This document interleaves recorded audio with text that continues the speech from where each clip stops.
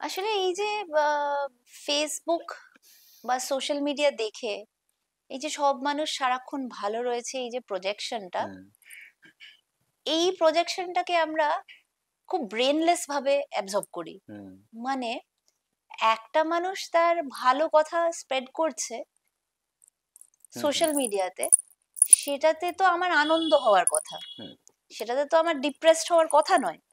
হুম, যদি আমি অন্যরা ভালো আছে সেটা থেকে ডিপ্রেসড হতে থাকি, তাহলে ডেফিনেটলি আমার মধ্যে কিছু একটা গন্ডগোল আছে। প্রথমত সেটা, হুম, যে এটাই স্বাভাবিক যে সবাই ভালো থাকবে, নাকি আমি অন্যদের খারাপ চাই।